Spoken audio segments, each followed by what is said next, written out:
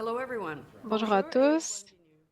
I'm Ruth McHugh, Je m'appelle Chair Ruth of the McHugh, Office of présidente du conseil d'administration de l'Ordre des agents des brevets et des agents de marque. Je déclare ouverte l'Assemblée générale annuelle de 2026. As a federal En tant regulator qu'organisme responsible fédéral for chargé de la réglementation des agents de brevets, des agents de marque de commerce en anglais et en français, notre personnel et nos titulaires de licence vivent et travaillent partout dans notre vaste et libre nation. I'd like to begin J'aimerais by commencer par acknowledging reconnaître que le what we territoire que call nous appelons Canada le as the Canada est le territoire traditional traditionnel et homeland for ancestral de many, nombreux many peuples autochtones, nations. People who des have peuples lived qui vivent on sur ces and terres et en engaged prennent in soin it for depuis des generations. générations. Today, we're Nous sommes gathered in aujourd'hui réunis à Ottawa, Ottawa sur le territoire non cédé et unceded non abandonné de la nation Anishinaabe Anishinaabe algonquin. Algonquin Nation. We're Nous sommes grateful for reconnaissants those envers les gardiens du long-standing savoir traditionnel et les traditions aînés qui sont encore parmi and nous, for those who have ainsi led. qu'envers ceux qui nous ont We respect précédés. the Nous respectons histories, l'histoire, les langues et les cultures, cultures des Premières of Nations, First des Nations Métis, des Inuits et de tous les and peuples autochtones du all Canada, peoples of dont Canada la who présence contribute to continue this d'enrichir rich nos communautés. legacy. Today's meeting is being La réunion d'aujourd'hui est simultaneously traduite translated. simultanément en français. Dana Dana Dragomir, Dragomir, Director directrice des Communications, communications, vous will expliquera have comment accéder à translation into l'interprétation en French. français. Dana? Dana? Bonjour tout le monde. Donc, si vous voulez écouter la session d'aujourd'hui en français, que vous soyez ici avec nous ou en ligne, vous devez vous rejoindre au lien Zoom et l'écouter avec vos écouteurs sur votre téléphone. Et dans le Zoom, vous devez cliquer le globe terrestre et en bas de la fenêtre, puis sélectionner la langue française. On va juste vous demander de vous mettre sur mute pour qu'on ne vous entende pas. Thank you, Dana. And thank you to all Merci of you Dana for et attending. merci à tous d'être présents. Aujourd'hui est également un jour de fête très spécial puisque 2026 marquera le 5e anniversaire de l'entrée en vigueur du collège, donc de la CABMA. Je pense qu'on va en parler plus tard, mais je pense qu'on va parler au nom de tous les administrateurs de l'ensemble du personnel en disant, Wow, quel parcours! J'ai du mal à croire que cela fait déjà 5 ans que nous avons commencé à remplir l'important mandat que le gouvernement du Canada nous a confié. Je suis très fière de la manière dont le CABAMC a su apporter une rigueur réglementaire équilibrée à ces professions déjà solides, mais j'y reviendrai plus tard. Aujourd'hui, nous allons consacrer environ 1 heure à la présentation, suivie d'une trentaine de minutes réservées aux questions de nos participants, qu'ils soient présents en ligne ou sur place. Pour poser une question sur Zoom, veuillez la saisir dans la section questions-réponses et nous y répondrons pendant la séance de questions. Pour ceux qui se trouvent dans la salle, veuillez vous approcher du micro sur le pupitre pour poser votre question. À l'issue de la réunion, nous allons inviter tout le monde à rester pour une réception informelle avec des rafraîchissements avec des cupcakes. Donc voilà. Je vais maintenant commencer à présenter la table. Donc aujourd'hui, je suis accompagnée à la table par Judah Straczynski, PDG et responsable des inscriptions, Jen Sabatkin, directrice de l'inscription de la formation, registraire adjointe, Victoria Rees, directrice juridique réglementation professionnelle, Sean Walker, directeur financier, et Dana, qu'on a déjà rencontré plus tôt. Dans cette salle, nous avons également le plaisir d'accueillir certains de nos membres du conseil d'administration et présidents de comité. En fait, non, ils étaient là ce matin, mais ils ne sont pas présents cet après-midi. Alors, le CABAMC a la chance d'avoir à sa tête des administrateurs dotés d'une expertise aussi diversifiée et approfondie. Lorsque j'appellerai votre nom, veuillez vous lever afin que nous puissions vous saluer. Nous avons aujourd'hui parmi nous, et je vais juste appeler tous les noms pour qu'on puisse tous reconnaître nos directeurs. Alors, Amber Bateau, Karima, Amber est dans la ligne aujourd'hui. Donc, Amber, merci beaucoup pour tout ce que vous faites pour le collège. Karima, ouais, Karima n'a pas pu être là aujourd'hui parce elle a une autre rencontre, donc elle ne pouvait pas être là aujourd'hui. Tom Conway, Tom est là ici avec nous aujourd'hui. Merci, Tom. Iris Almeida Côté. Iris, merci énormément. Merci, merci. Anne Abigail Fils-Aimé. Anne Abigail n'a pas pu être là aujourd'hui avec nous, mais elle était là ce matin, mais pas cet après-midi. Stephen Garland. Steve, merci. Dennis Haskell. Merci, Dennis. Et Scott Jolliffe. Merci beaucoup. Merci énormément. Pendant la réception plus tard, nous allons avoir le plaisir de vous parler. Je vais maintenant passer le bâton à Judah pour partager un peu plus à propos du collège et les grands accomplissements du collège dans les 5 dernières années. Donc voilà, c'est à vous, Judah. Merci beaucoup, Ruth. Merci de nous avoir rejoints en personne ou en ligne. C'est un temps très excitant maintenant. Le temps passe tellement rapidement, 5 ans, oui. Donc, en termes de réglementation, l'organisation de réglementation, on a fait beaucoup de choses et ce qu'on a fait aujourd'hui, on a pensé qu'on parlerait. de la perspective, de passer du temps à parler à propos des accomplissements, non seulement de la dernière année, mais également à date.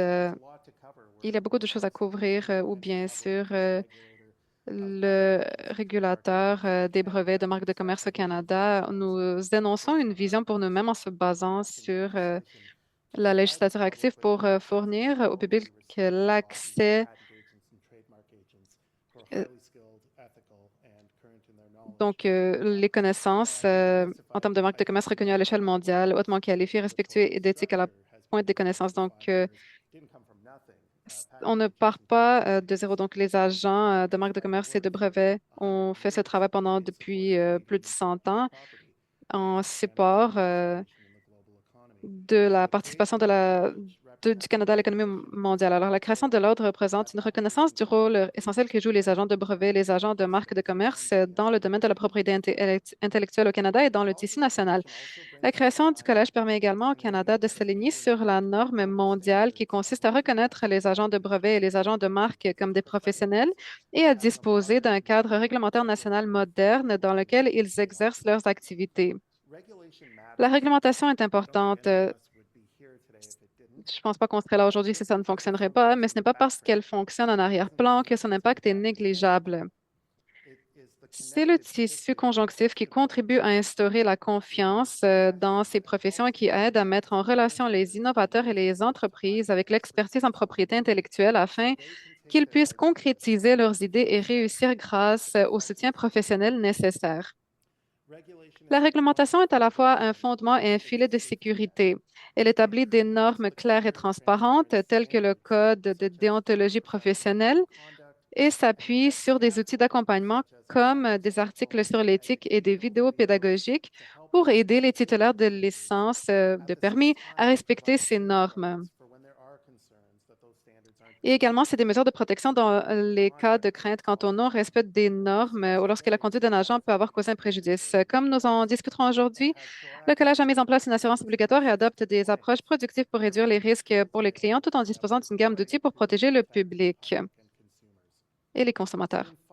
Alors, en 5 ans, nous avons modernisé la réglementation des agents de brevet et des agents de marque dans l'intérêt public, renforçant ainsi la relation de confiance entre les clients et les titulaires de permis, en consolidant le système d'innovation au Canada.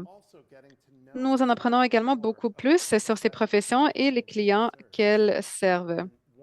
Et l'une des choses qu'on a établies, donc en termes de première réalisation, le collège euh, a pu mieux comprendre qui sont ces professionnels et ce qu'ils font au quotidien. Je fais la blague qu'il y a un livre par Richard Scarry, donc pour les très jeunes enfants. Ça s'appelle Qu'est-ce que les gens font de leur journée? Donc, il y a un chien, une police, puis il n'y a pas d'agent de brevet ou de marque de commerce, alors on doit vraiment monter les échelons. Alors voilà, l'une des choses qu'on a réalisées également en 2025, juste la dernière année, ça a été la première année où le collège a mené une enquête annuelle élargie auprès des titulaires de permis lors du processus de renouvellement annuel après avoir mené une consultation sur les questions pour qu'on puisse garder trace de où est-ce que les gens travaillent, quel genre d'assurance est-ce qu'ils ont. Donc, nous avons commencé à poser des questions à propos d'autres informations pour mieux comprendre le travail de ces professions vitales.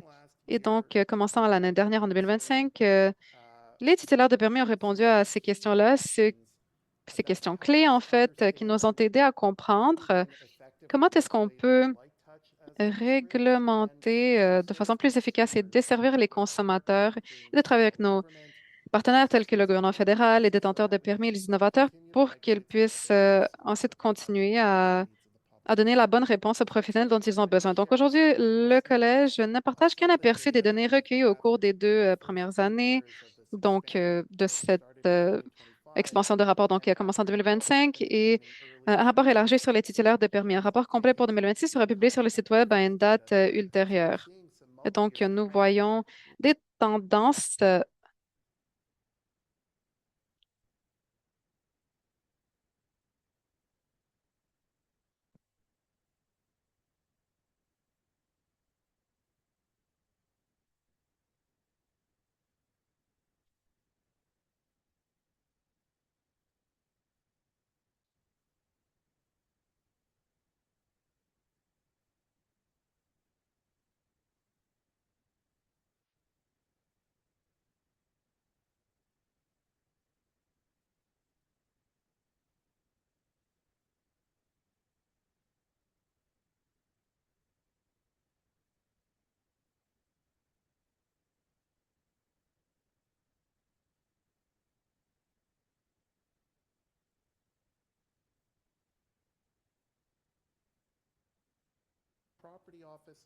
or who can do everything except present and prosecute before SIPO. They get to hold themselves out as agents, however. En termes d'agents et de faire du travail IP dans la sphère réglementée. Plus de 900 d'entre eux étaient des détenteurs de permis, 1179 qui ont été issus donc en termes de licence ou de permis d'agent de marque. Et vous pouvez voir qu'il y a un peu plus d'agents de marque de commerce que de brevets. C'est important de noter par contre qu'il y a autour de 22 des détenteurs de permis, autour de 427 agents à travers l'année qui sont tous deux des agents de brevet de marque de commerce. Donc, ils peuvent exercer ainsi les deux professions. Cette, euh, on peut voir qu'il y a une concentration donc sur la carte qui reflète les centres économiques d'innovation au Canada et donc la concentration de population également. On peut voir qu'il y a beaucoup d'agents en Ontario et au Québec. On constate une densité moins élevée de licences d'agents dans les provinces de l'Atlantique ou dans les provinces de l'Ouest, des chiffres un petit peu plus bas dans le Canada de l'Ouest. J'ajouterais par contre que c'est une profession globale et les Canadiens peuvent avoir accès aux professionnels à travers le Canada, spécifiquement avec la technologie qu'ils ont. Donc, sur cette diapositive, vous pouvez voir la répartition du nombre d'agents par catégorie de licence ou de permis à la fin de 2025. C'est un facteur important pour nous alors qu'on considère la matière d'accès des consommateurs et la démographie de la profession. Combien d'agents quittent la profession, que ce soit pour prendre leur retraite ou pour d'autres raisons? Combien de nouveaux agents de classe 3 sont en formation? Et voici ce que nous avons observé. Comme c'est souvent le cas lors des premières années de la mise en place d'une réglementation, le Collège a constaté une certaine diminution du nombre des participants au sein d'une profession après avoir rendu obligatoire l'assurance responsabilité civile professionnelle.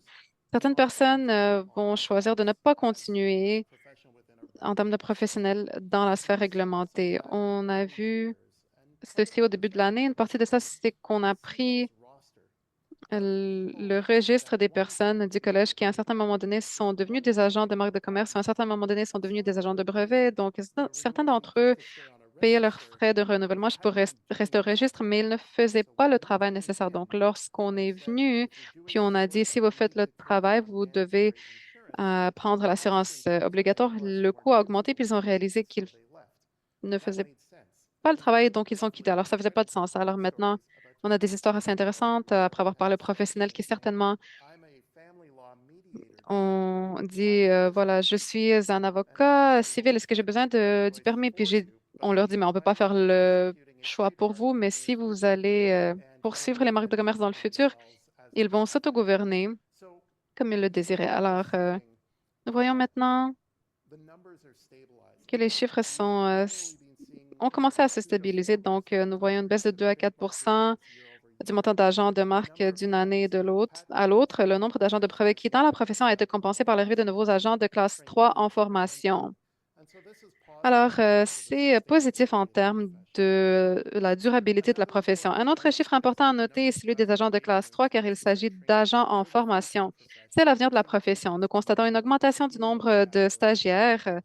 Donc, nous avons 57 nouveaux permis d'agents de brevet en formation délivrés entre 2025 contre 36 en 2024.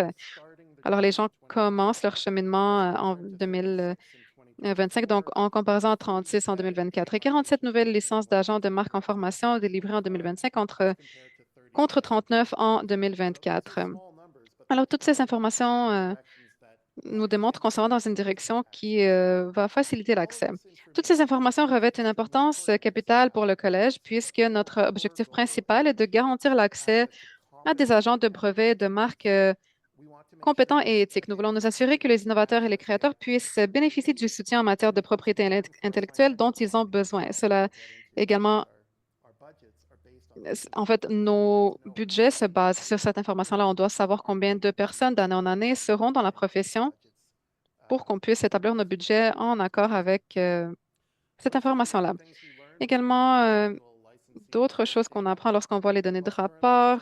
Présentement, comme je l'ai dit, il y a plus d'agents de marque de commerce que de brevets. On sait également que les agents de marque de commerce, plus que les agents de brevets, peuvent être également travailler comme des avocats. Donc, on peut voir qu'il y a une diversité de la pratique. On peut voir qu'il y a une diversité significative de pratique, d'environnement de pratique également. On sait que beaucoup de cabinets d'avocats, donc des agents qui sont partenaires ou associés dans des cabinets, des pratiques multidisciplinaires, on sait également qu'il y a un chiffre significatif de détenteurs de permis qui servent comme étant des agents de propriété intellectuelle dans des agences boutiques. On a également des gens qui peuvent vont nous donner des soutiens à plusieurs niveaux en termes de compétences qui sont appliquées.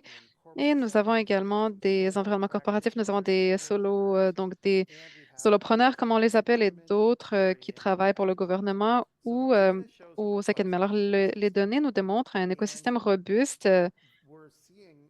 Puis, on voit que lorsqu'on parle de type de travail qui est accompli, le type d'industrie qu'ils vont desservir, et ça, vous pouvez le voir également quand on regarde l'information, le type de protection qui est établi et le type de travail qu'ils font, les services et les industries desservies, la différence entre la pratique de marque de commerce, que ce soit quelqu'un qui va travailler sur un paquet consommateur, des produits consommateurs, donc l'alimentation, les vêtements, les boissons, ce genre d'écosystème. C'est à cause de la marque. Alors, c'est à propos du marketing, c'est à propos de pénétration de marché, de comprendre votre démographie et d'avoir cette reconnaissance. Les brevets, la pratique des brevets est plutôt pour les zones de l'économie en relation avec les logiciels, la biotechnologie, l'IA.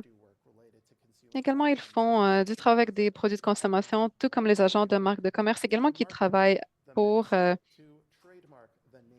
avoir des marques de commerce de noms de médicaments, par exemple, de travailler dans ces zones-là, les mêmes zones, mais les volumes sont différents. Alors, c'est des industries différentes en termes de volume, mais c'est important pour nous de comprendre et de reconnaître la chose. Maintenant, si on parle du quotidien, puis Jen va décrire un petit peu mieux que moi, mais avant que le collège soit créé, on n'avait pas vraiment de très bon sens de ce que les agents faisaient au quotidien d'une perspective réglementaire. Alors, ce n'est pas juste à propos de l'ébauche. Alors, ce qu'on demande aux détenteurs de permis, qu'est-ce que vous faites en fait au quotidien? On le sait, ce qu'ils font en général, mais on veut aller plus loin. On sait que pour les agents de preuve de marque de commerce, de déposer le travail d'ébauche, c'est une partie significative de la pratique, mais également, tous deux, ils vont dépenser beaucoup de temps sur la gestion des pays, la stratégie, sur le travail de conseil et les agents qui sont non avocats. Parfois, ils viennent en soutien lorsqu'il y a des litiges. Ils vont également parfois venir devant le tribunal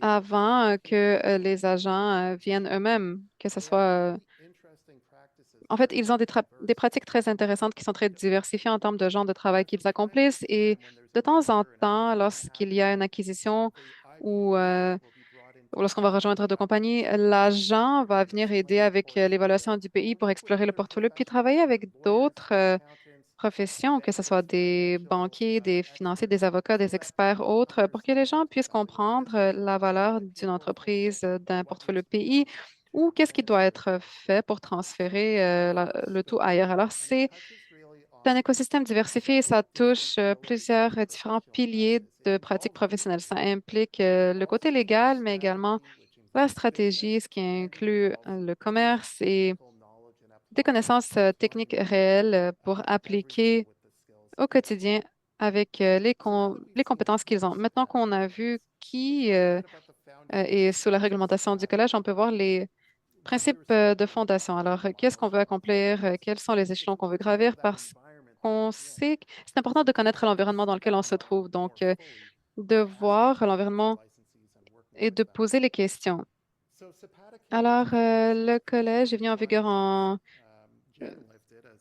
en fait, c'est fou de penser à combien de temps a déjà passé, mais on est venu en vigueur il y a 5 ans, donc en pleine pandémie. Et c'est incroyable de voir maintenant ce qu'on a bâti. Le cœur de notre travail consiste à instaurer une culture de professionnalisme chez les titulaires de permis dont certains n'avaient jamais été réglementés auparavant. Nous avons mis en place un cadre réglementaire transparent et complet pour ces professions. Pour ce faire, nous avons créé à partir de zéro un tout nouvel organisme fédéral, bilingue, professionnel, moderne et virtuel de réglementation des services juridiques qui est indépendant et financièrement viable. Ce n'est pas une mince affaire. Je tiens à remercier tous ceux qui nous ont aidés à en arriver là, notamment le gouvernement du Canada. Ça n'aurait pas pu arriver, bien sûr, sans vous, sans les détenteurs de permis, les partenaires de l'écosystème de la propriété intellectuelle, l'EPIC, les administrateurs fondateurs, ainsi que chaque membre du personnel, chaque membre des comités et chaque titulaire de permis qui a soutenu notre travail. Ceux qui ont aidé avec même leurs fonds personnels et chaque membre est membre du comité qui en faisait partie. Donc voilà. Lorsqu'on a été créé, il y a eu plusieurs principes en tête. Le premier, c'est que le collège sert l'intérêt public et il s'agit d'une expression couramment utilisée pour décrire le travail de réglementation professionnelle. Elle est employée pour définir l'objectif de collège dans notre loi. Nous voulons avancer le bien du public. Donc, nous considérons que le collège sert plusieurs publics, plusieurs angles et lentilles qu'on doit appliquer à notre travail.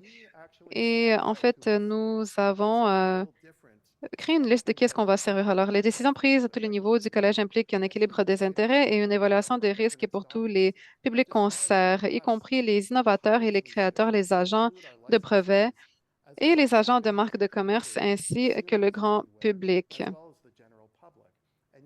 Et vous allez le voir alors qu'on décrit le travail qu'on fait, également comment est-ce qu'on s'engage avec chacun de ces publics différents. Et on doit le faire également pour maintenir notre mandat. Le deuxième, c'est qu'on devrait être indépendant. Cela signifie que nous sommes totalement distincts des pouvoirs publics et des associations professionnelles. C'est nécessaire pour garantir que l'intérêt public reste notre ligne directrice.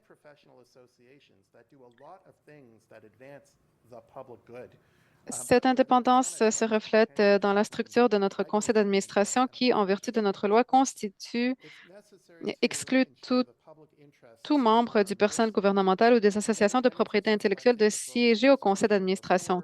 L'indépendance signifie également que nous fonctionnons de manière autonome et que nous sommes financés de manière indépendante.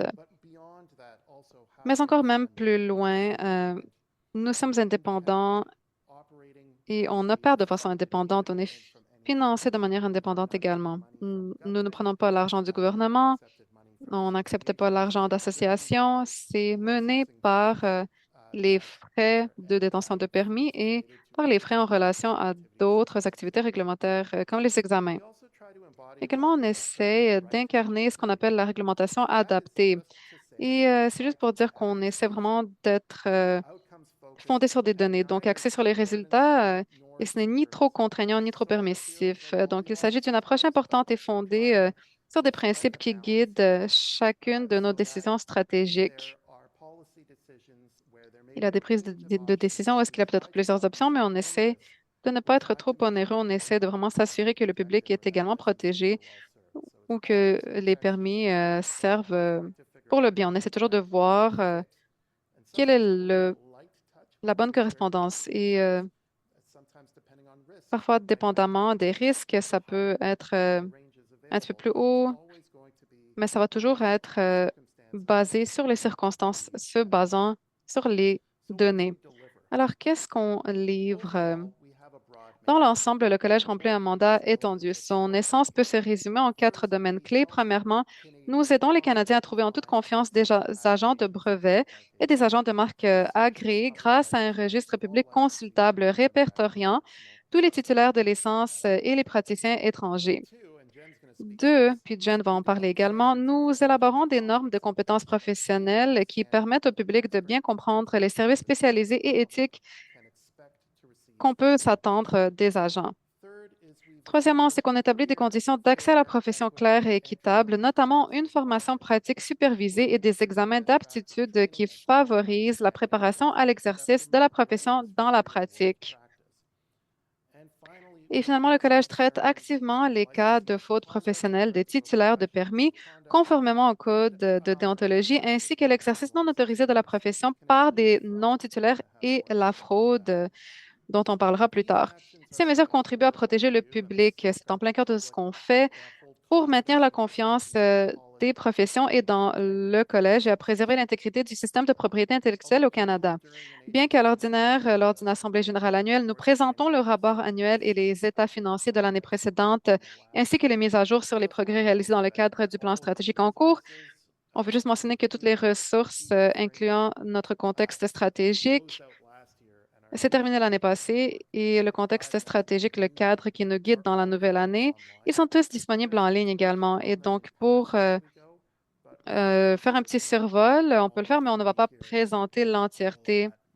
On ne va pas vraiment aller dans les détails minutieux. Alors, ce que j'aimerais faire, par contre, c'est de partager les initiatives qui ont eu le plus d'impact pendant les 5 dernières années. Donc, on va aller faire le partage par région, par zone. Alors maintenant, je vais passer à Jen dans un moment, mais je voulais juste parler un petit peu plus à propos de l'accès. Parce que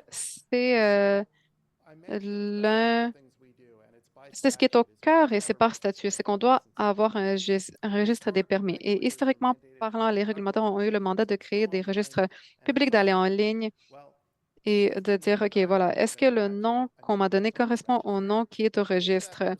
Est-ce que cette personne est en bonne position? Il y a une personne qui veut aller découvrir que la personne qu'ils ont cru qu'ils achetaient la maison à travers eux, ce n'est pas réellement un agent d'immobilier, mais c'est quelqu'un qui peut commettre une fraude. Ça fait peur. C'est des personnes non autorisées. Également, ça fait peur si on s'inscrit puis on s'attend à aller faire une opération, puis vous vérifiez le nom et vous voyez que cette personne-là a été suspendue.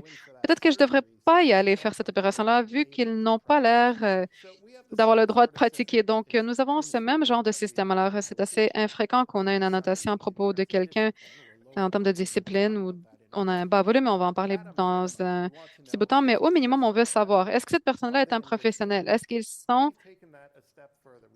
font le tout en termes de bonne diligence? Et donc, notre registre est avec l'aide des permis qui nous donnent davantage de données. Maintenant, on a la permission de faire plus de recherches détaillées, ce qui va réduire la friction, le point de friction entre le point réel de difficulté pour le consommateur, ce qui va les aider à être guidés vers les agents qui sont les mieux, qui pourraient le mieux servir leurs besoins. Alors, des choses qu'on peut rechercher, des choses comme le langage de service, non seulement les langues officielles du Canada, mais également d'autres langues parlées pour que dans le monde global, ceux qui recherchent de l'assistance puissent avoir l'assistance dont ils ont besoin dans la langue de leur choix. Également, nous pouvons chercher par endroit. Peut-être que vous voulez aller au bureau au Tchad, on peut aider à faciliter le tout en vérifiant où est-ce qu'ils sont situés. Bien sûr, si vous préférez faire la recherche par zone de pratique, par région de pratique offerte par industrie, vous pouvez également filtrer les agents qui ont répondu où est-ce qu'ils ont servi par le passé, ce qui aide à avoir un indicateur pour le public où est-ce qu'ils pourraient obtenir le service. Vous pouvez également mettre des différents paramètres de recherche supplémentaires tels que le domaine d'activité, la localisation et de voir qui dans la- le registre peuvent être disponibles. Et ce qui est important également, c'est que maintenant, ils peuvent indiquer s'ils sont ouverts à prendre de nouveaux clients ou pas. Maintenant, on a un filtre qui permet de le voir et c'est utile pour le public et pour les détenteurs de permis. Moi, j'ai déjà été un professionnel dans un cabinet d'avocats, puis c'était vraiment désolant quand on recevait un appel, ce qui arrivait, ça arrivait aux agents de temps en temps, quand quelqu'un vous a trouvé dans un registre et ils vous disent, est-ce que tu peux m'aider avec ça? Puis la réponse, c'est absolument pas. Je ne peux pas. C'est vraiment pas proche de où est-ce que moi je suis, puis je peux pas. Ou seulement moi, je prends juste des clients de ces institutions-là. Je ne desserre pas ce groupe-là à cause de conflits. Maintenant, nous avons la capacité de vraiment aller plus étroitement dans la recherche. Alors, ceux qui détiennent le permis, qui peuvent opérer dans leur bureau, ou ceux, par exemple, qui ont déjà leur institution, qui ne veulent pas prendre de nouveaux clients, par exemple, ils peuvent l'indiquer, ils peuvent cocher la case. Alors, ça aide aux détenteurs de permis en termes de lorsqu'ils communiquent avec quelqu'un pour savoir qu'ils ont une meilleure chance à se connecter avec le meilleur agent qui va répondre à leurs questions. Alors, avec ça en tête, de où est-ce que les consommateurs sont desservis, on va passer aux compétences. C'est l'autre partie. On va avoir accès aux individus compétents et éthiques. Alors, Jen va nous parler de compétences. Jen? Merci beaucoup, Judas. Comme Judas a mentionné, moi, je regarde aussi l'éducation et l'inscription et je suis la députée d'inscription et directrice au collège. Donc, ma responsabilité couvre tout ce qui a à faire avec la compétence et la pratique et, euh, et bien sûr, tout ce qui est des développements professionnels. Et donc, c'est comment vous pouvez devenir un agent, comment vous maintenez vos compétences et vous évoluez dans le portfolio. Et donc, on a accès à des experts de services pays. euh, et depuis qu'on a commencé, on regarde à l'entièreté du processus de profession. Et pour les premiers 5 ans, euh, on regardait à l'accès à la pratique. Et c'est ça le nœud du problème. On a regardé au système de pays pour s'assurer que, il y avait vraiment des attentes clairement définies, professionnelles, et pour expliquer aussi que le parcours pour être justement un agent, on en avait enlevé toutes les barrières pour les barrières à l'entrée sur le marché du travail. Donc pendant plusieurs années, c'était pas clairement défini ce que les agents devaient faire pour avoir accès. Et on a créé justement le premier cadre de compétences. euh, et on a écrit justement toutes les compétences et les connaissances pour pour exercer. Et depuis l'adoption du profil de compétences en 2023 jusqu'à l'adoption de la fondation de professionnels en 2025 par le Conseil, ça a créé une claire description des connaissances et des compétences pour les permis. Et ça nous offre aussi des données un peu plus sur les agents inaudibles. It has an impact on future agents who now know exactly what it takes to be an Inaudible pour agent. l'interprète. And it's had an impact on current agents, for example, those looking to keep their skills up to date through CPD. Now, we want the future generations of agents to succeed, to be competent and ethical, and to be able to pursue the career that they have chosen. And here are some things that we've done to support that. We've redeveloped the C'est toujours qualifying inaudible exams. pour Since l'interprète. their coming into force, IP stakeholders have raised concerns about the exams. We began to redevelop them after the technical competency profiles were approved in 2023 to align the exams with those profiles. The new exams were administered starting for the first time in 2024. With the help of over 100 licensees, we launched an entirely new exam regime which tests against the knowledge and skills outlined in the technical competency profiles. Several changes support candidate success on these exams. We hold exams virtually, so there are no barriers or excessive costs associated with travel or accommodations to write the exams. Et We've aligned nous avons remis des accommodations pour écrire les examens. Nous sommes alignés avec les profils de compétences and that we're ensuring that we're measuring the correct pour s'assurer que on mesurait les bonnes compétences pour les examens. Et donc, nous avions justement l'examen des connaissances théoriques et les examens de compétences et les examens de connaissances appliquées. Et donc, en 2025, on a réduit justement à 12 mois, à 4 mois de formation supervisée. Et en 2026, les classes 3 de formation ont complété au moins 12 mois de pratique supervisée et on a commencé les dates d'examen. En 2025, les examens pour les agents de brevet se faisaient 2 fois par année. Et c'est ça. Avant, c'était 1 fois par année et depuis 2025, on le fait 2 fois par mois, 2 fois par année. Et donc, ceux qui ne peuvent pas s'inscrire en hiver peuvent s'inscrire en automne. Et donc, on a aussi des sessions pour les candidats et on fait bien sûr des rencontres régulières pour s'assurer que chaque personne est capable de bien répondre aux exigences de leurs examens. So that they can better prepare for future administrations. We also built a scoring Nous avons process. également créé un processus de notes pour chaque examen pour s'assurer que pour bien examiner chaque membre groupe. Le but au final, c'est de s'assurer que les candidats ont ce qu'ils ont besoin pour le succès et qu'ils seront capables d'avoir toutes les connaissances et les compétences durant la période de pratique supervisée. L'autre composante majeure pour avoir accès à la pratique et à cette profession, c'est 24 mois de programme formation supervisée.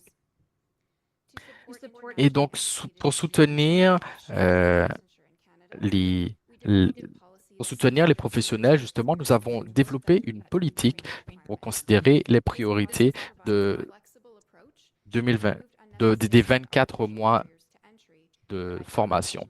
Et le but, c'est de baisser les barrières pour les carrières de professionnels de propriété intellectuelle. Donc, nous avons commencé en 2024 avec une consultation, une grosse consultation avec des groupes de travail. Et ceci a été complété par plus de 100 titulaires de permis. Et le collège a reçu des soumissions à travers le papier de consultation. À travers ces consultations, on a eu l'opportunité d'améliorer la qualité de l'expérience de la formation supervisée.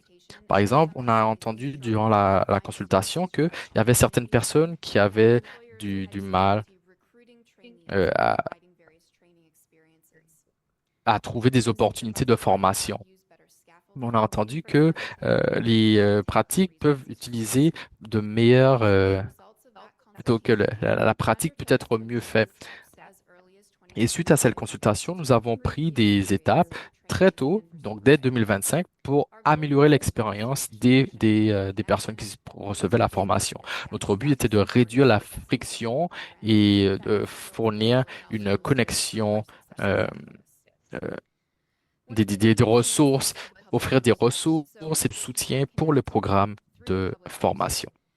Where supervisors can indicate if they are looking to supervise a trainee, and trainees who are already registered with us can indicate that they are looking for a supervisor. Supervisors and trainees were also surveyed on how we should be Et creating donc, resources for supervised nous avons réfléchi à comment est-ce que nous pouvons créer des ressources pour les pratiques supervisées et nous avons invité les personnes à compléter un sondage en automne dernier pour savoir comment est-ce que les personnes qui se font former sont exposées aux compétences, etc. Et donc, cette évaluation sera disponible en 2027. Et le premier plan de formation est sorti pour aider les personnes qui font leur formation. Et donc, on a fait un document pour faire le suivi du progrès de chaque personne qui vont recevoir la formation. Le but, c'est vraiment d'avoir une bonne relation entre les superviseurs et les personnes qui se font former. Et donc, nous allons recevoir plus d'informations en 2027 pour les différents permis pour les groupes de travail.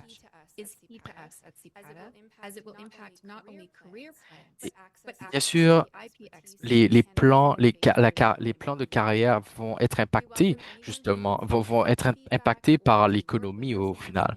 Donc, on est bien sûr, on recueille commentaires par rapport aux initiatives que nous faisons.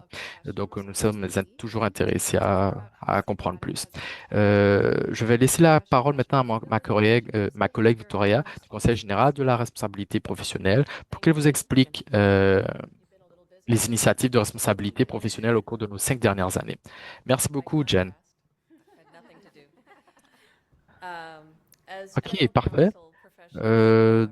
Comme professionnel de conseiller juridique au collège, en plus de fournir quelques formations au PDG et au personnel et aux comités, je gère aussi tout ce qui est les, des, des processus de discipline, des processus disciplinaires, etc., et les plaintes, les choses comme ça. Donc, en fait, toutes les choses un peu désagréables. On parle beaucoup on gère beaucoup avec les titulaires de l'ASSAN, de permis, etc.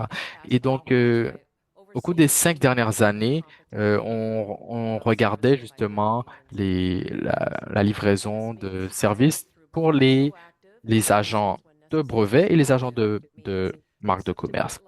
Et on essaie d'être le plus réactif possible et on essaie de supporter les titulaires de permis. Et depuis que le collège est rentré en vigueur en 2021, tout le monde est sujet à un code de conduite pour la première fois. Un code déontologique, en fait. Et c'est vraiment la base du professionnalisme. Et ça rentre dans tout un processus d'éducation, d'encouragement, euh, et pour aider les agents dans leur transition pour, euh, pour qu'ils soient sous le code déontologique. Et donc, on a des personnes qui sont très motivées et qui doivent avoir des principes. Et donc, on essaie de leur offrir des ressources, même dans les situations nuancées, les situations les plus complexes. Et donc, depuis que le collège est a commencé, nous avons mis on a publié plusieurs articles pour des lignes directrices et à chaque fois, nous aussi, on reçoit des demandes d'informations et on leur offre des informations à tous les titulaires de permis pour les aider. Et nous avons également mis en place une base de données sur notre site web qui serait accessible à tous les titulaires de permis à travers leur compte de portail. Et en 2025, nous avons également créé un projet très excitant. Euh, Nous avons créé 3 vidéos fondationnelles pour le code de conduite, le code déontologique, qui est accessible à tous les titulaires de permis, qui présente les expériences des agents. Ça couvre des sujets tels que l'intégrité, les conflits d'intérêts, les communications, etc. Donc, ces vidéos offrent aux agents de brevet et aux agents de marque de commerce une meilleure compréhension de leurs devoirs et du code de conduite. Le but, c'est de leur offrir des, euh, des tips un peu pour qu'ils comprennent un peu mieux. Et dans les vidéos, il y a plusieurs scénarios et les différentes pratiques à retenir et les principaux conseils. Et les vidéos 2 et 3, on rentre vraiment en profondeur sur des communications vraiment profondes et ça couvre plusieurs règles de compétences, de qualité de service, la confidentialité, les conflits d'intérêts, le marketing, etc. Et le collège, on essaie de participer aussi à des webinaires et à des conférences, notamment sur l'IA générative. Et donc, ce que on met, euh, avant que les choses en fait, les titulaires de permis peuvent poser des questions au collège euh, pour savoir à propos de quelle manière appliquer certaines règles sur un scénario particulier.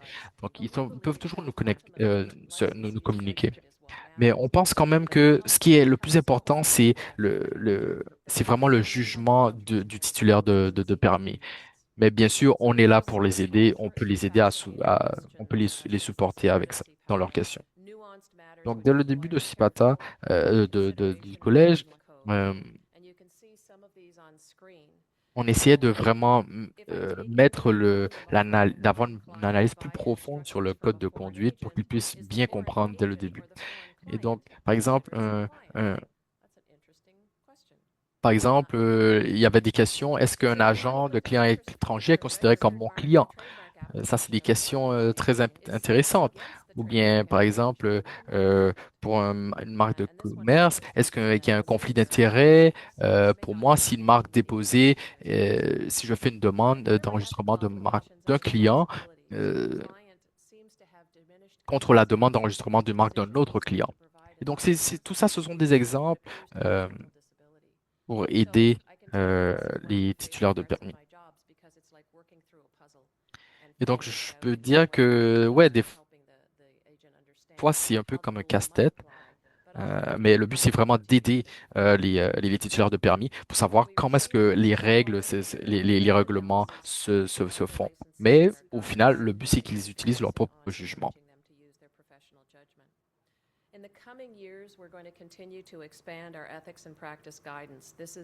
Inaudible pour l'interprète.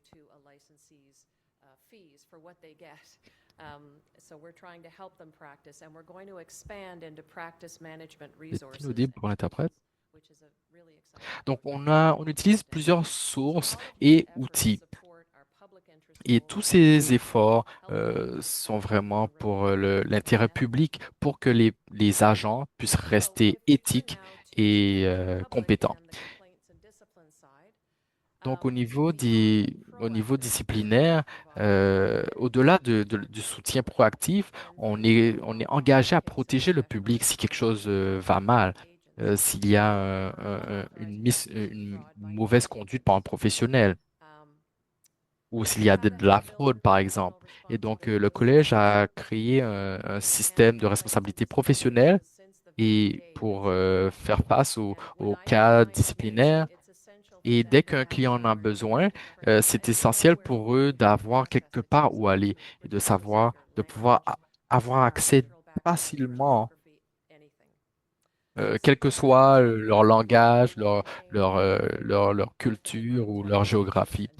Et donc, c'est un bon processus de conformité disciplinaire et on utilise des principes de risque tierces. Et donc, c'est un peu comme un filtre, tout qui arrive en haut, puis après ça, on essaie de trouver la solution. Comment est-ce qu'on peut, c'est quoi le problème? Comment est-ce qu'on peut résoudre ça sans que ça soit un problème euh, qu'on peut, qu'on puisse plus résoudre? Et on essaie ensuite, on va regarder, on aura différentes preuves, on aura un examen structuré, etc. Et si nécessaire, nous avons le comité disciplinaire qui va statuer sur les plaintes. Et bien sûr, il y a des sanctions, etc. Et la transparence, justement, c'est important pour la crédibilité de l'organisation. Et donc, cette balance de cadre est une protection publique. Et,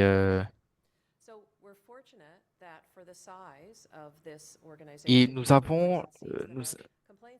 sommes contents que pour le nombre de permis que nous avons, les plaintes sont quand même assez basses.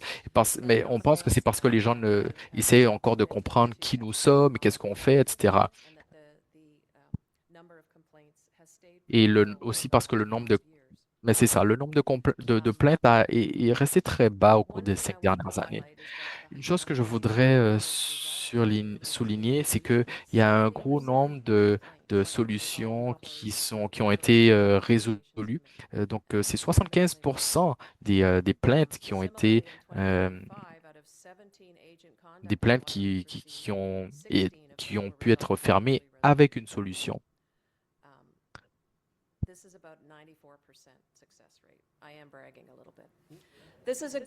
Et donc, ça, c'est une bonne chose parce que au final, avant, dans l'ancien processus, c'était pas aussi rapide. Et maintenant, au final, les personnes sont plus satisfaites euh, et n'ont pas besoin d'être retraumatisées par un processus d'investigation. Et donc, en plus d'expérimenter un faible nombre de plaintes, le nombre de références de références pour le comité disciplinaire est très bas également au cours des derniers 2 ans. Nous avons eu peut-être deux ou trois en 2025. Donc, je dois aussi dire que le collège cherche à recruter trois nouveaux membres pour le comité de discipline, une personne titulaire et deux personnes non titulaires de permis. Euh, donc, premièrement, on cherche surtout pour les non titulaires. C'est sûr, on aimerait ça avoir avoir l'intérêt des personnes, des titulaires de permis avant le 15 juin. Mais en tout cas, si vous connaissez des gens, si vous avez des gens qui vous viennent à l'esprit, proposez-leur cela. Donc, maintenant, on va passer aux pratiques non autorisées, qui est une zone un peu plus occupée, parce que les détenteurs de droits de propriété intellectuelle du Canada ont été la cible d'escroqueries, beaucoup. Euh, Beaucoup de scams qui se font. Et donc, jusqu'en août, depuis août 2024 jusqu'à aujourd'hui, il y a beaucoup de membres qui se font cibler par des tentatives d'hameçonnage, des individus frauduleux. Et il y a même des menaces qui se font contre la propriété intellectuelle. Et ces fraudes sont de plus en plus complexes et sophistiquées. Ils utilisent même l'IA pour écrire des messages qui ont l'air de plus en plus légitimes. Ils changent le nom des titulaires de permis et des avocats, etc. Et ils changent même les adresses, les emails, les informations de contact, etc. Et donc, ça rend vraiment les choses très difficiles. La semaine passée, j'ai eu deux individus qui ont chacun perdu $600 en pensant qu'ils répondaient à un agent d'examen de CEPO. Et donc, ils ont envoyé $600. Puis au final, ils m'ont contacté. Après ça, ils m'ont contacté. Ils m'ont dit, oh, ça se peut que c'était une fraude, effectivement. Et donc, on essaie de prendre de l'avance sur ça. Et le collège, justement, répond agressivement pour répondre à ces attaques. Et nous avons répondu à plus de 400 expressions euh, ou 400 cas il y a eu des signalements de fraude. Ça peut être des sites web, des pages web, ou des gens qui essaient de contacter un agent du collège, etc. Et donc, au final, ou des gens qui se font passer pour SIPO, IPIC ou d'autres partenaires. Et donc, bien sûr, on n'a pas honte de nommer les personnes qui font les fraudes, les fraudeurs. Donc, on a une page dédiée justement où on écrit les noms, les noms de compagnie, les noms des gens, les emails, les numéros de téléphone des fraudeurs. Et donc, on offre aussi des emails pour les victimes qui sont, qui identifient un fraudeur. Et donc, des fois, les gens vont nous demander, est-ce que vous pouvez me dire si j'ai été scammé? Et on va leur expliquer justement, ah, ça, c'est ça la différence entre un scam puis un email qui est légitime. Et donc, on a répondu aussi à des pratiques non autorisées par des avocats qui ne sont pas agents et des gens qui faisaient du marketing et ils ne pouvaient pas fournir certaines informations. Et donc, le marketing peut être parfois induire le public en erreur. Et donc, parfois, ils sont même pas capables d'identifier s'il y a un agent de brevet ou un agent de marque de commerce qui est impliqué. Et donc, dans ces cas-là, on consulte les sites web, réseaux sociaux, LinkedIn, Facebook, et on contacte directement l'entreprise pour savoir où est-ce qu'ils sont rendus. On va leur dire, allô, on est le collège, ça c'est ce que le collège en fait, ça c'est ce qu'un agent peut faire, vous pouvez pas faire ça, etc. Vous dites ça sur votre site web, etc. Est-ce que vous pouvez le changer? Et c'est là, et, et parfois on a un ton un peu différent. Mais en tout cas, on a eu beaucoup de succès parce que la plupart du temps, c'est un malentendu innocent, c'est quelqu'un qui ne savait pas. Et donc, la plupart du temps, les gens vont répondre de façon positive. Et donc, on a investi beaucoup de temps et de ressources pour permettre au public de ne pas faire face à ce genre de fraude. Donc maintenant, je vais laisser la parole à Judas pour qu'il puisse parler de d'autres progrès que nous avons faits. Merci beaucoup d'apporter un certain éclaircissement sur ces histoires. Merci beaucoup.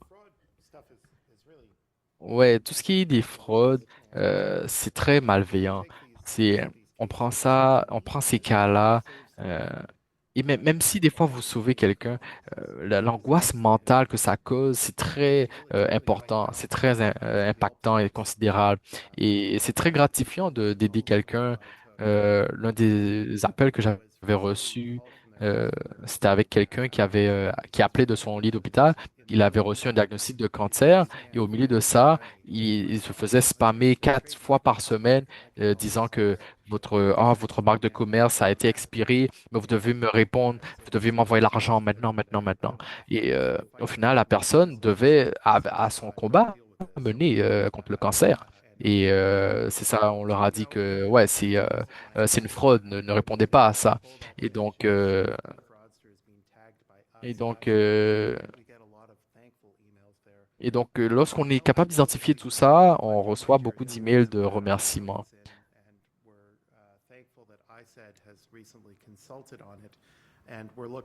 Et on consulte vraiment avec le gouvernement du Canada et CEPO également. Euh, ils ont fait beaucoup de travail pour soutenir les Canadiens pour qu'ils ne soient pas victimes de tout ça. C'est vraiment sophistiqué. Donc, on doit vraiment travailler ensemble. On est aussi très content de notre consultation avec le gouvernement du Canada parce qu'on a vraiment un privilège client-agent. Et ça, c'est très important pour le collège depuis sa création. On a ce privilège agent client avec les agents de brevets et de marques de commerce au Canada. Et au début, euh,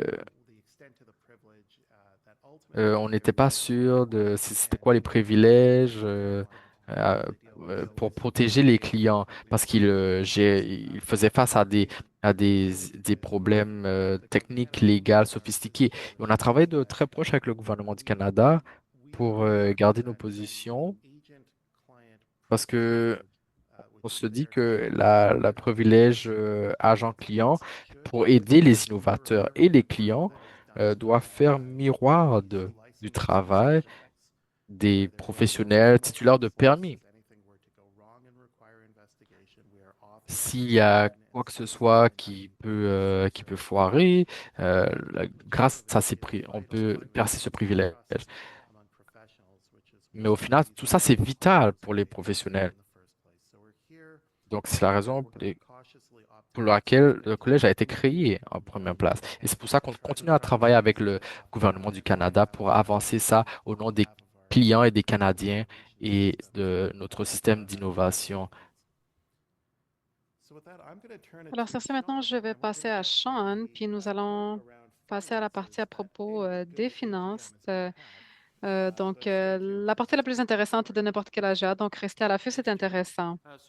Merci, Judah. Alors, je vais parler un petit peu de la viabilité financière, puis ensuite, je vais aller dans l'administratif avec l'audit, le prochain budget de l'année prochaine. Alors, on va parler de la viabilité financière. Il est extrêmement important pour l'indépendance du collège de disposer des ressources nécessaires pour fonctionner à long terme sans que cela n'entraîne des coûts pour le gouvernement canadien ou les contribuables. Alors, le premier conseil d'administration que le collège a été du collège a été nommé en 2019 pour mettre en place le collège sans bénéficier d'aucun financement de démarrage provenant d'une quelconque source. Nos administrateurs dévoués ont réglé les dépenses avec leur carte de crédit personnelle pour permettre au collège de démarrer. Au cours des années qui ont suivi, le collège a dû contracter une marge de crédit garantie par le gouvernement du Canada pour couvrir ses frais de fonctionnement. Il s'agissait d'une situation précaire pour un organisme de réglementation censé être indépendant du gouvernement et financièrement autonome, mais c'était une mesure nécessaire. Depuis lors, après avoir augmenté nos frais en 2023 afin d'assurer notre viabilité de remplir notre mandat, nous avons réussi à rembourser notre dette et retirer le gouvernement du Canada de son rôle de garant à la ligne de crédit, ainsi qu'à constituer des réserves financières destinées à couvrir nos activités courantes et d'éventuelles questions réglementaires coûteuses. Nous avons maintenu nos activités virtuelles, ce qui nous a permis d'avoir une portée aussi nationale que les professions que nous réglementons à travers le pays. Cela nous a permis d'économiser dans des centaines de milliers de dollars en frais de bureau et de recruter notre personnel en fonction de son expertise réglementaire et de son expertise. Puis on a pu, aujourd'hui, en 2026, nous formons une petite équipe dynamique de 8 personnes qui travaillent avec une diligence depuis leur domicile partout au Canada. Et comme Victoria a mentionné, vu qu'on est à bas volume, nous n'avons pas d'enquêteurs ou d'avocats à temps plein, des coordinateurs ou d'enquête de procureurs à temps plein. Mais cela dit, nous sommes prêts à traiter des cas complexes en disposant de l'expertise nécessaire à la demande et en ayant des réserves financières à disposition. Alors, 5 ans après la création, le Collège jouit d'une situation financière saine avec le nouveau cadre stratégique pour 2026-2028, ce qui entre en vigueur cette année. Nous avons désormais une bonne idée des principales initiatives et priorités à venir. Je voudrais vous expliquer brièvement le processus budgétaire pour le Collège et où on en est en termes de l'organisation après 5 ans d'existence, puis je vais vous présenter en détail les états financiers et le budget. Le principe budgétaire fondamental du Collège consiste à disposer de fonds suffisants pour remplir son mandat légal et assurer la stabilité long terme de l'organisation. Le Collège fait preuve de transparence quant à ses processus budgétaires et tous les budgets sont accessibles au public sur son site Web. Les budgets annuels du Collège pour l'année suivante sont approuvés par le Conseil d'administration lors de la réunion publique de décembre. Le budget des recettes du Collège est calculé en multipliant le nombre prévu de permis par le montant des droits de permis, puis en y ajoutant des recettes supplémentaires provenant des frais d'examen, des frais de dossier et de délivrance des certificats, ainsi que des intérêts créditeurs. Le budget des dépenses du Collège repose sur une méthode de budgétisation à base zéro selon laquelle nous procédons de manière ascendante et prenons en compte les coûts que nous prévoyons d'engager. Les dépenses s'appuient sur une expérience acquise en matière de réglementation concernant les fonctions réglementaires essentielles et courantes. Les principales catégories de dépenses du Collège comprennent les salaires de ses 8 employés, la rémunération des membres du conseil d'administration et des comités, les coûts liés au développement des compétences professionnelles et l'élaboration des examens, les frais également d'administration des examens, ainsi que les frais juridiques principalement liés à la responsabilité professionnelle. Le Collège a également contribué à la constitution de réserves financières. Les organismes de réglementation exigent des réserves financières afin de garantir la stabilité, la continuité et la résilience de l'organisation. Il est de bonne pratique pour les organismes de réglementation de mettre de l'argent de côté afin d'investir pour prémunir contre les événements imprévus, de faire face à des dépenses imprévisibles et non budgétisées, de répondre à des besoins émergents, de soutenir les enquêteurs et les procédures disciplinaires et plus encore. Les fonds de réserve revêtent une importance encore plus grande pour le Collège en tant que nouvel organisme de réglementation, car le Collège ne dispose pas de données historiques ni d'informations sur les tendances concernant la taille des professions, ni sur le volume et le coût de dossiers en réglementation professionnelle. En 2024, le Collège a créé 2 fonds de réserve distincts. Le fonds de réserve de fonctionnement qui a été mis en place pour soutenir les activités quotidiennes du Collège dans les situations où nous pourrions connaître une baisse significative de recettes ou une augmentation des dépenses. Le fonds de réserve pour la réglementation professionnelle, rebaptisé Fonds de réserve pour la réglementation professionnelle, l'exercice illicite et en litige en 2025, a été créé pour couvrir les coûts liés à la réglementation professionnelle de l'ordre, notamment les frais juridiques, les enquêtes, les plaintes, les mesures disciplinaires et les affaires d'exercice illicite qui dépassent notre allocation budgétaire annuelle. En 2025, un examen approfondi des politiques de réserve et des informations de plus de 50 organismes de réglementation a été entrepris afin de mettre à jour les montants cibles du Collège pour qu'ils soient adaptés à long terme. Les nouveaux montants cibles correspondent à un minimum de 6 mois de frais de fonctionnement pour le fonds de réserve de fonctionnement fixé à 1 600 000 pour 2026 et à 2 millions de dollars pour le fonds de réserve pour la réglementation professionnelle.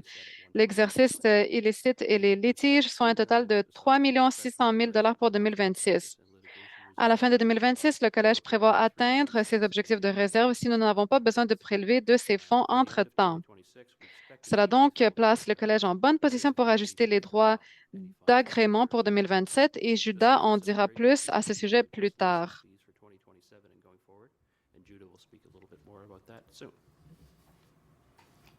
Merci. Alors maintenant, les choses les plus excitantes, l'administration. Alors encore une fois, à la fin du mois de décembre, je vais vous présenter un aperçu du point fort des états financiers vérifiés. Les états financiers complets sont disponibles sur le site Web, figurant dans la dispositif de la section Rapport. Alors, je vais vous donner quelques informations générales concernant l'audit externe. Le comité d'audit et des risques a rencontré les auditeurs de Don Gray Thornton à la mi-mars et a recommandé l'approbation des états financiers au conseil d'administration. Ceux-ci ont été approuvés le 24 mars et, comme mentionné, une copie intégrale a été publiée sur le site Web du Collège. L'audit de fin d'exercice 2025 s'est déroulé avec succès et a donné lieu à une option d'audit sans réserve. Les états financiers présentent fidèlement, à tous les égards significatifs, la situation financière du Collège du 31 décembre 2025. Aucun ajustement n'a été nécessaire au niveau des états financiers. Et le Collège applique, en fait, le Collège est une entité à but non lucratif au regard de la compatibilité de la comptabilité de l'impôt sur le revenu. Par conséquent, elle n'est pas assujettie à l'impôt sur son revenu, mais doit néanmoins produire une déclaration des renseignements auprès de l'ARC. Également, le Collège applique les normes comptables canadiennes pour les organismes à but non lucratif. Les résultats financiers de 2025 ont été favorables. Nous avons terminé l'année avec un excédent de 1,38 million de dollars, soit 300 000 dollars de plus que l'excédent budgété de 1,08 million de dollars. Ce résultat est similaire à celui de 2024, où nous avons enregistré un excédent de 1,43 million de dollars. Même si nos revenus provenant des frais ont été inférieurs aux prévisions, nous avons maintenu nos dépenses bien au-deçà du budget et l'excédent a été affecté à notre réserve d'actifs nets qui s'élève désormais à 3,1 millions de dollars. Nous sommes en bonne voie pour constituer nos réserves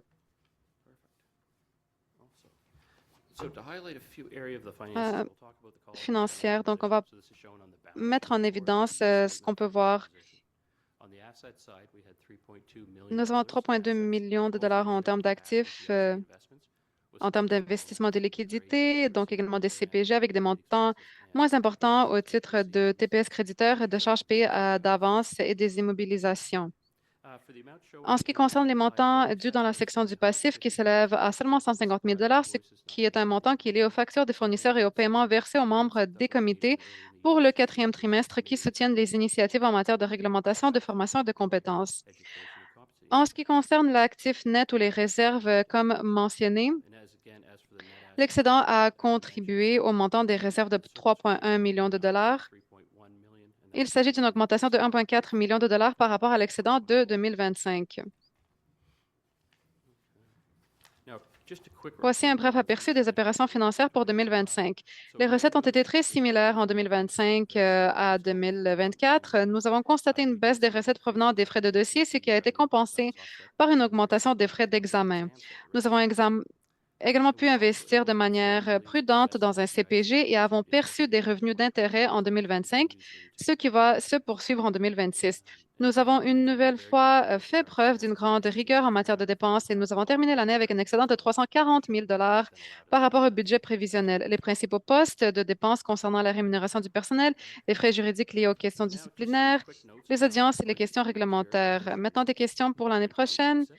Vu qu'on est en 2026, c'est la 3e année de notre plan pluriannuel visant à constituer les réserves financières nécessaires que nous devons atteindre en termes de nos objectifs plus tard dans l'année. Les réserves actuelles s'élèvent à 3,1 millions de dollars et le budget pour 2026 a été établi dans un but d'effectuer ou d'affecter plutôt environ 740 000 dollars de l'excédent annuel aux réserves.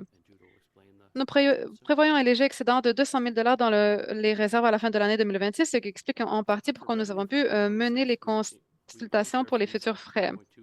Pour 2026, nous avons augmenté les frais de 2,2 sur la base de l'IPC conformément au statut. Également, nous prévoyons une augmentation du nombre de candidats aux examens et les revenus d'intérêt sur les fonds détenus en CPG sont stables, car nous disposons d'un montant plus important, mais les taux d'intérêt sont en baisse.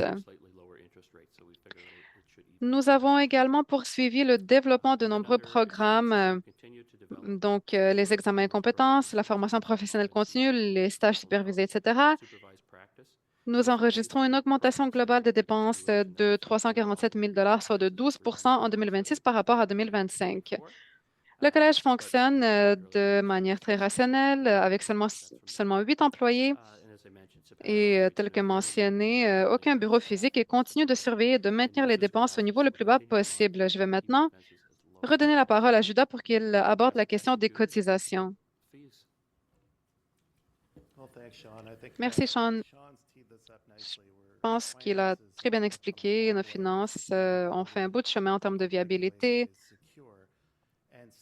Et donc, sur ce, je suis ravie de vous faire part aujourd'hui d'une annonce importante concernant les droits de permis, les frais. Donc, simplement, il y a une réduction qui s'en vient. Au début de l'année 2026, le Collège a établi des projections de ses dépenses et des recettes afin de proposer des fourchettes de droits d'inscription pour 2027-28. Le Collège a ensuite lancé un appel à commentaires sur les fourchettes de droits de permis proposées pour 2027 et 28 du 15 janvier au 27 février 2026. Le Collège remercie les 32 titulaires de permis et l'EPIC pour leur contribution. Dans l'ensemble, les commentaires reçus indiquaient que les droits devaient être réduits et proposaient divers montants inférieurs. Depuis l'ouverture de l'appel à commentaires, le Collège a clôturé son exercice 2025 et est bien avancé dans l'exercice 2026. Le renouvellement des permis pour 2026 a également pris fin le 31 mars. Le personnel du Collège, son comité d'audit et des risques et son conseil d'administration ont soigneusement examiné tous les commentaires fournis en tenant compte du budget, des projections financières et des données relatives au renouvellement des licences ou des permis pour 2026.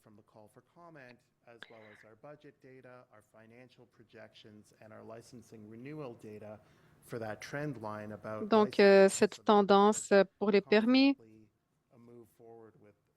et on est allé de l'avant avec confiance avec les frais réduits. Alors, ce matin, lors de la réunion, notre conseil d'administration s'est réuni et a approuvé une réduction de 25 des frais de licence de permis des agents de brevet et ou des agents de marque de commerce classe 1 et de classe 2, ramenant les frais de permis unique de classe 1 de 1 877 à 1 400 pour 2027.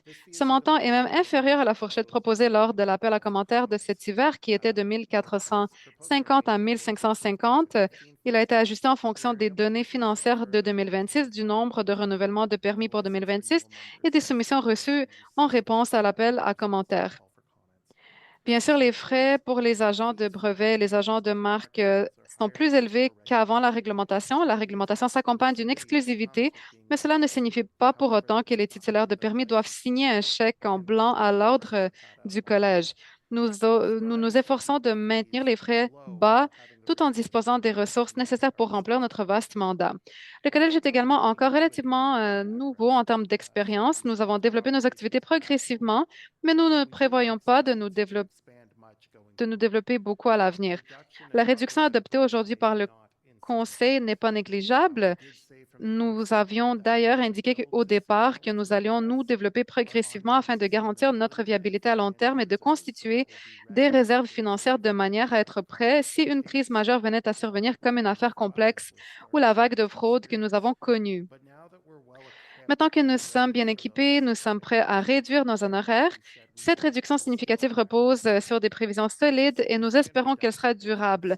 Nous espérons également que cette réduction répondra à certaines des préoccupations des praticiens indépendants, des petits cabinets et des praticiens en entreprise qui réclamaient des frais différenciés.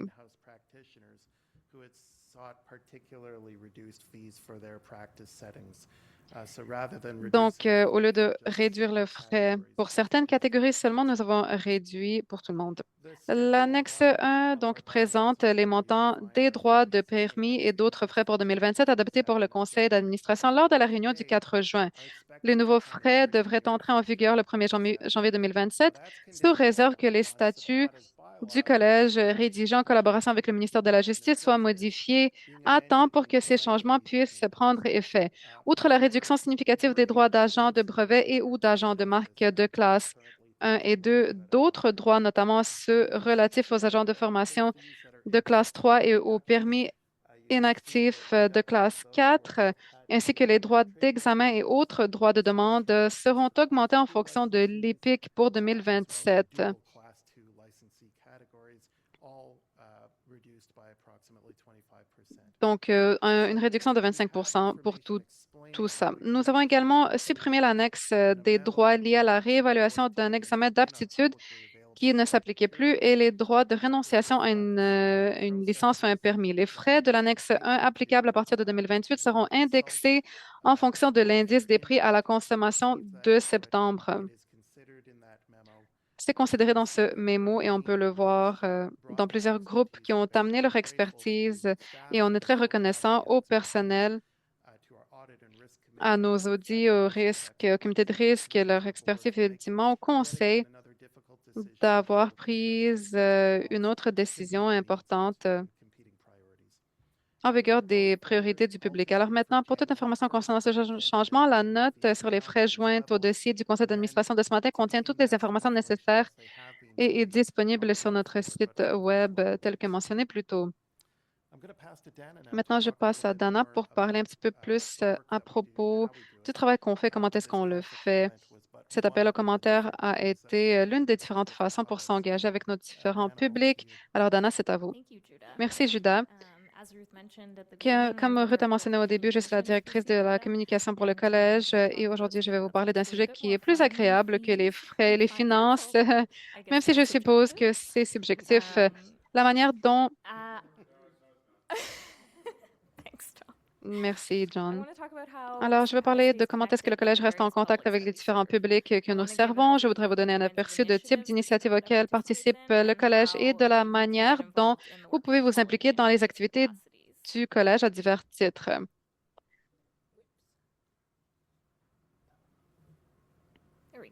Voilà. Donc, le collège organise régulièrement des conférences et des webinaires avec les titulaires de permis, les innovateurs et les acteurs du système canadien de propriété intellectuelle, ainsi qu'avec d'autres organismes de réglementation afin de partager et d'apprendre les meilleures pratiques en matière de réglementation d'intérêt public. C'est pour nous un moyen important de participer ou de partager notre expertise, mais également d'écouter et d'apprendre des autres. Par exemple, nous recherchons des occasions d'échanger directement avec les titulaires de licence, de permis le cas, par exemple, en présence en 2025, cela a notamment consisté à prendre la parole lors de la conférence annuelle de l'EPIC à Saskatoon. Nous avons également abordé le thème de la diligence raisonnable lors d'un webinaire en ligne organisé par la Commission canadienne de la PRAM. Tout récemment, en début de semaine, Judas est intervenu lors d'une table ronde de l'EPIC sur l'IA agentique destinée aux professionnels et les enjeux éthiques. Nos interactions avec le grand public sont variées et ont récemment consisté, entre autres, la participation aux Semaines nationales sur la propriété intellectuelle organisée par l'Innovation Asset Collective en 2025 et plus récemment la collaboration avec l'OPIC et le Bureau de la concurrence dans le cadre d'un webinaire sur la prévention de la fraude. Nous avons également récemment présenté aux innovateurs, en collaboration avec le Digital Supercluster de la Colombie-Britannique, les conseils sur la manière de travailler efficacement avec les professionnels du pays. Nous partageons également les règlements et notre expertise réglementaire avec d'autres organismes de réglementation canadiens. Par exemple, notre équipe intervient régulièrement lors d'événements organisés par le Réseau canadien des organismes de réglementation. Notre PDG a pris la parole cet hiver lors d'une conférence internationale consacrée aux défis et aux opportunités de l'intelligence artificielle générative pour les organismes de réglementation professionnelle. Et plus tard ce mois-ci, Victoria prononcera le discours d'ouverture au symposium régional du Council of Licensure, Enforcement et Réglementation à Halifax. Le collège n'est pas un organisme de réglementation qui travaille en vase clos. Nous sommes sur le terrain pour nouer les liens, partager, apprendre et créer des relations que nous tissons qui vont contribuer à notre agilité et à notre efficacité. Et on reste ainsi connecté. Donc, il existe plusieurs façons de rester en contact avec le collège, de nous faire part de vos réflexions sur divers sujets et de contribuer à nos projets. Tout d'abord, le collège organise régulièrement des consultations publiques ouvertes à tous. Au cours des 5 dernières années, ces consultations ont porté sur des sujets ainsi variés que l'assurance, les compétences, la pratique supervisée, les honoraires et bien d'autres encore. Alors, merci aux centaines de détenteurs de permis, de titulaires de licence qui ont répondu aux enquêtes, ont participé à des groupes de discussion, soumis des commentaires écrits ou ont échangé avec nous sur ces questions. Les informations et les points de vue que nous avons recueillis ont guidé notre approche dans ces domaines et ont façonné les décisions stratégiques.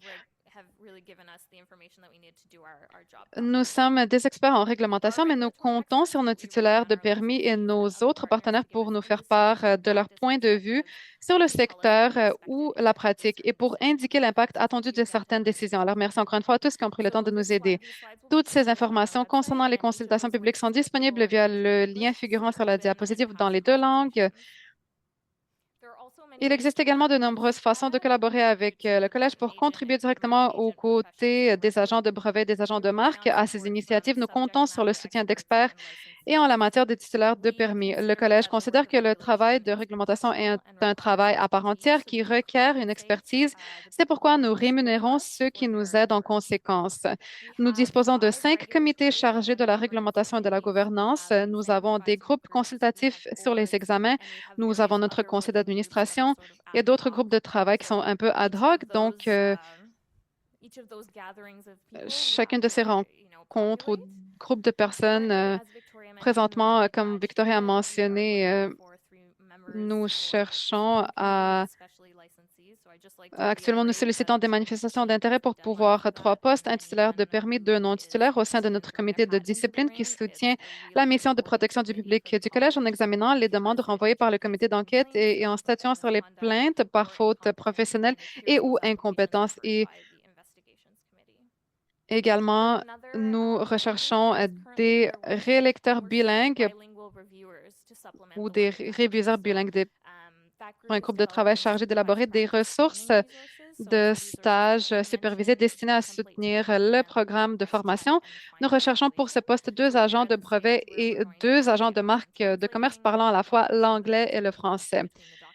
Donc, de manière générale, on parle de traduction et juste que le tout soit en conformité. Alors, des vérificateurs qui parlent les 2 langues officielles.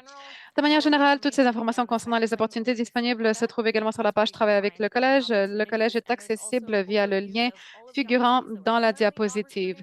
Et bien sûr, je ne remplirai pas correctement ma mission de communication si je n'encouragerai pas tout le monde à suivre le Collège sur les réseaux sociaux et à s'inscrire pour recevoir notre lettre de nouvelles.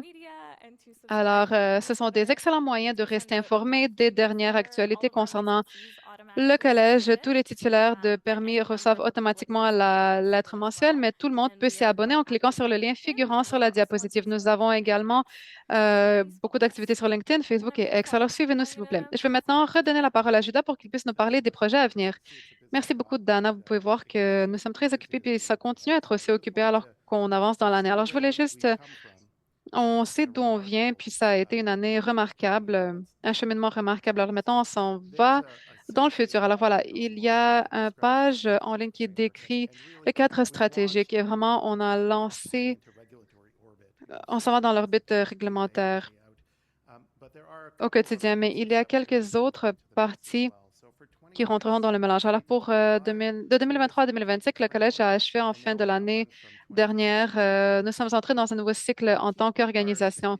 Puis, on garde nos plans stratégiques courts. Donc, au lieu du modèle de 5 ans que plusieurs personnes font, parce que ça change très rapidement dans un monde qui continue à évoluer. Puis, nous devons être agiles. Et c'est tout ce qu'on peut faire en termes de petits groupes de réglementation, c'est d'être agile. Alors, on travaille pour continuer sur certaines de ces pièces réglementaires, donc le renouvellement des permis, donc de prendre les applicants qui veulent être en formation. Donc, juste toute la tâche réglementaire, le travail qu'on accomplit. L'une des priorités à venir, c'est qu'on va parler avec les professionnels pour créer un niveau de perfectionnement continu pour le professionnel qui est déjà bien compétent. Le collège veut s'assurer que les détenteurs de permis sont aussi équipés que possible dans toutes les zones évolutives en termes de la pratique, sans être super prescriptif ou vous avez vu à quel point nos pratiques sont minutieuses en termes de où est-ce que les gens vont servir, qui est-ce qu'ils vont servir, ou comment est-ce qu'ils vont servir, quelle est l'industrie qu'ils vont servir. Alors, on le reconnaît. Donc, alors qu'on cherche à continuer le développement professionnel, nous voulons nous assurer que nous reconnaissons que les détenteurs de permis actualisent leurs compétences, ils connaissent leurs compétences, leurs pratiques, puis Ils savent où sont leurs zones de croissance, les compétences qui vont les aider à être encore meilleurs et mieux permettre à mieux faire le travail et servir les clients. Alors, il existe plusieurs façons d'aborder le perfectionnement professionnel continu. Pour une profession ainsi pointue que celle-ci, le collège doit trouver un juste équilibre pour s'assurer que les titulaires de permis sont bien préparés pour les domaines d'activité en évolution et de ne pas être trop prescriptifs, comme je l'ai mentionné. Nous avons une catégorie pratique souvent qui est prise par les gens qui sont en congé court terme, que ce soit congé de maternité, paternité, de maladie ou autre. Alors, c'est de belles opportunités. Mais si c'est une période plus prolongée, à quel moment est-ce qu'on commence à avoir une érosion de compétences et qu'est-ce qui pourrait être l'exigence pour retourner à l'emploi actif? Alors, comme on voit le développement professionnel continu, on va demander quel est le standard de l'exigence qu'on devrait considérer pour le retour d'un congé au travail. Alors, le collège envisagera l'introduction de certaines exigences, mais en veillant à ce qu'elles restent assez souples. C'est un sujet important. Nous souhaitons donc prendre notre temps et nous souhaitons recueillir votre avis, ainsi que celui des titulaires de permis et d'autres partenaires en propriété intellectuelle. Nous allons examiner également quelles sont les meilleures pratiques réglementaires pour s'assurer que nous avons un équilibre.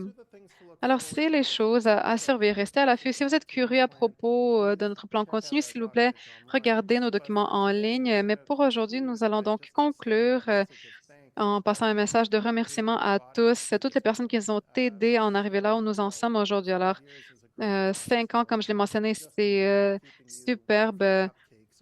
Alors, c'est juste moi qui reste entre vous et les cupcakes, mais je voulais juste remercier le gouvernement du Canada d'avoir reconnu l'importance de ces professions et d'avoir étendu le privilège, même avant la création du collège, reconnaissant l'importance du travail et le besoin des clients pour la protection. Je veux remercier l'EPIC pour les relations qui sont devenues très, très productives à travers le temps. Les commentaires et les énoncés, les appels aux commentaires ont été très utiles également. Et je sais que nos directeurs, nos détenteurs de permis en particulier, que ça a été un changement important. C'est complètement inconnu. Des gens qui ont dû travailler très, très fort. Alors, ça crée une friction occasionnelle, mais également des opportunités d'apprentissage.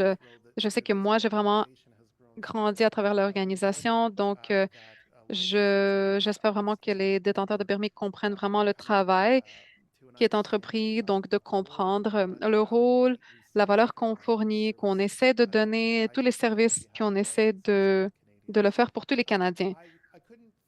Je ne pourrais pas remercier toutes les personnes présentes ici, mais je suis super reconnaissant pour tout le soutien, puis également le personnel. Alors, je partageais juste avec un ancien collègue et mon mentor avec qui j'ai travaillé. Et en venant au travail, je veux dire d'aller à mon sous-sol à tous les matins, juste de descendre les escaliers. Puis, je suis juste époustouflée par cette équipe. Ils sont tellement dédiés. Jen, qui nous a rejoints, elle a pris ce que je dirais, elle s'est lancée de la falaise réglementaire. Donc, elle a juste fait confiance au processus. Puis, elle était là pour s'assurer que lorsqu'on pèse sur le bouton, la lumière va s'allumer. Donc, Victoria, Sean, tous les membres de l'équipe, donc, le travail qu'ils font tous, les professionnels, la culture du service et l'esprit d'équipe, c'est vraiment quelque chose qui est super inspirant pour moi. Donc, je suis très reconnaissant et ça nous aide à avancer dans ce mandat pour les détenteurs de permis, les innovateurs et pour tous les Canadiens. Donc, merci beaucoup à tous. Puis, sur ce, nous allons maintenant passer à la section questions-réponses. We actually already have a question online, Judah. Donc en fait, on a déjà une Since question en CIPADA ligne. is an independent Étant donné regulatory que body, laws drafted le in collège conjunction with est, the Department of Justice. est indépendant, pourquoi on travaille avec le département de justice? Mais en fait, au Canada, il y a un rang, il y a une fourchette d'indépendance, en fait. Si par exemple vous allez au Québec, tout ordre professionnel aura ses règles de conduite et il doit passer à travers l'ordre des professions. Il y a un groupe parapluie qui va contrôler qu'est-ce qui se passe. Et on a besoin de leur approbation pour renforcer certaines choses. Donc, ce n'est pas quelque chose que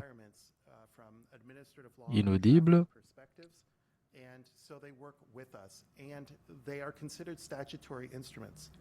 And so Et donc, any c'est statutory instrument chaque instrument statutaire doit passer à travers le département de justice. Donc, ce sont vraiment un partenaire pour nous.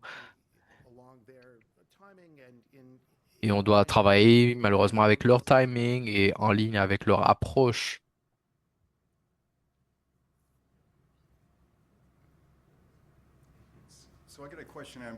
OK, donc j'ai une autre question. Inaudible. Il semble loin du micro. C'est inaudible. Donc, si je comprends bien, nous avons deux réserves. C'est 2.2 et on devrait s'attendre à 2.6. En fait, on est à 2.1, puis l'objectif, ce serait 2.6. Mais on devrait atteindre 2.6 à la fin de l'année. Donc, est-ce qu'il y aura des lignes directrices de principe concernant les investissements de ces fonds? En fait, on a une politique d'investissement, mais elle est très conservative. On est très dans le risque très bas. Et, donc, ça veut dire donc les droits du gouvernement. Plutôt, on achète des obligations du gouvernement, etc. Et on essaie de s'éloigner, de rester loin de tout ce qui est des marchés du stock et des équités. Et aussi, lorsqu'on a eu notre rencontre du conseil inaudible, ça a été partagé, l'enregistrement a été partagé. Donc, vous pouvez toujours regarder tout ça. Je suggère qu'on puisse alterner une personne en ligne et une personne en personne.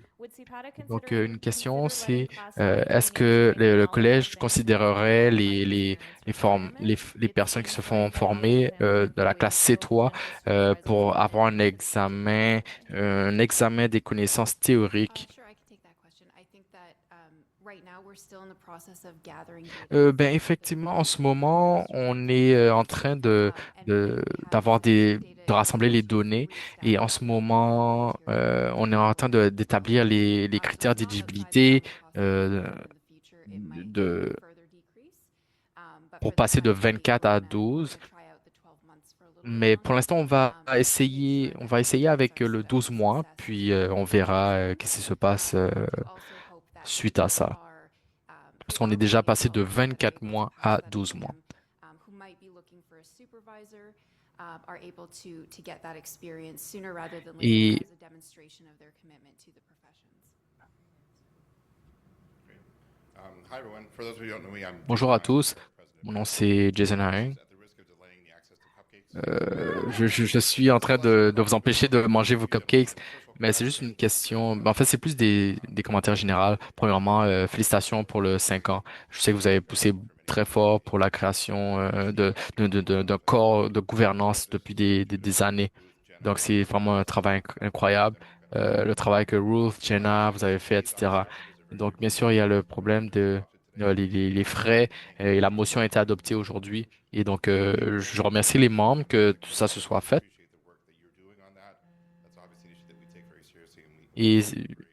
on vous remercie vraiment de votre soutien. Decades of working Et on aimerait ça. On s'attend à avoir encore des années et des années de, de, de travail ensemble, de partenariat. Donc, félicitations et merci à tous.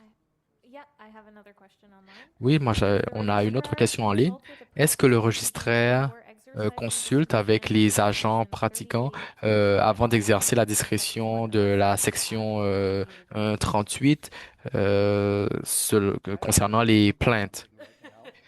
Ben, en fait, je vais chercher sur Google, I think the question more generally is. mais en fait, c'est ça la question plus généralement, The registrar, that's c'est à quel moment est-ce que le registraire, qui est moi, est-ce qu'on consulte avec les agents avant de prendre certaines décisions qui pourraient être liées à une plainte euh, par rapport au comité d'investigation ou au comité de discipline?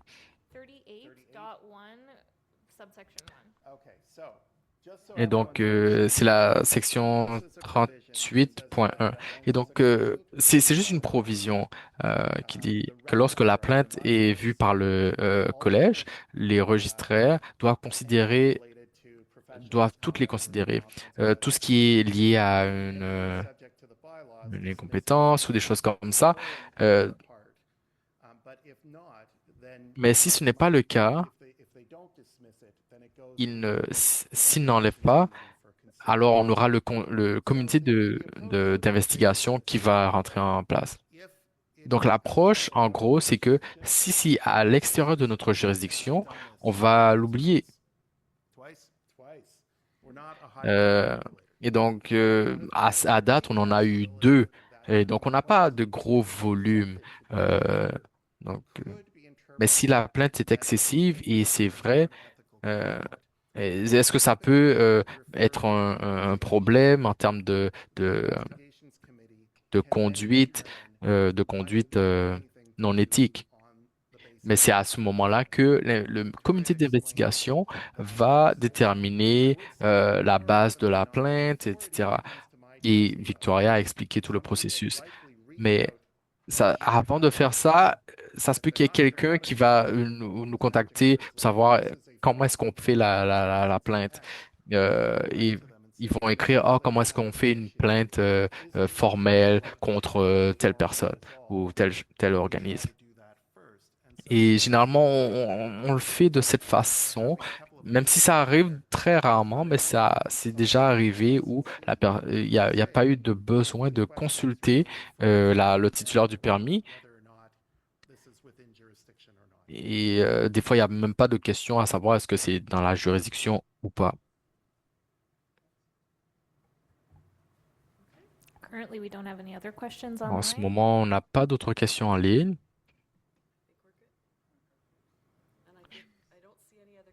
Je ne vois pas d'autres questions en présentiel, donc je pense que je suis dans une position d'ajourner cette rencontre de de notre assemblée générale du collège. Et je vous remercie à chacun d'entre vous de nous avoir rejoints.